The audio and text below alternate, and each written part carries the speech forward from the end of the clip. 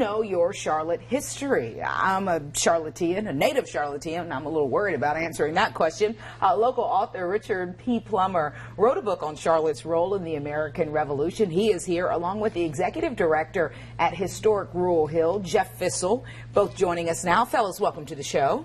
Thank you. Thanks for having us. Glad to be here. I'm glad that you're here. Richard, let's start with you. What inspired you to write this book? Actually, it was my best friend came up to visit me when I moved to Charlotte and took me out to a graveyard, and it turned out it was an ancestor of his named Reverend Alexander Craighead.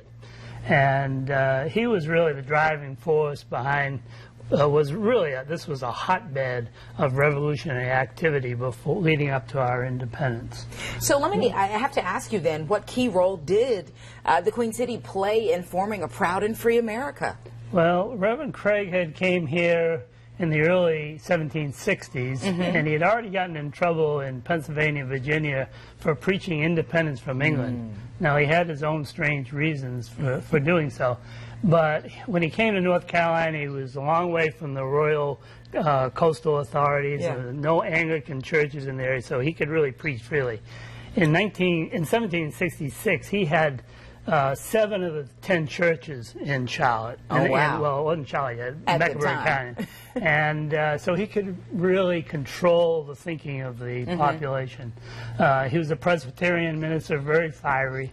And so he sort of helped get things started. And a lot of the revolutionary activity was by him and his Scotch-Irish Presbyterian parishioners. Ah, I see. Jeff, let me jump over to you. Talk a little bit about Historic Rural Hill for folks that may be unfamiliar. Absolutely. So we're a historic site, historic home of John Davidson. We date back to 1765. And John Davidson was a part of the American Revolution, and then was one of Mecklenburg County's largest plantations and it stayed within the Davidson family for 6 generations until the property sold to Mecklenburg County. And now we operate the site. We maintain the site as a local nonprofit, and we do events and historic learning and educational programs throughout the year for the local community and the school children. So I imagine a book like this must be a match made in heaven with what both of you are trying to accomplish. We're always excited to see more books and more publicity for the history of Charlotte and getting people aware of how much history is in our city. And lastly, Richard, I know you are hosting a free local history discussion and book signing. Tell us about that real quick. Rural Hill has been kind enough to invite me to speak tomorrow night, starting at 6 o'clock, and I'll be covering kind of the main points of the book, and then we'll have a question and answer period afterwards. Here is that information. Charlotte and the American Revolution.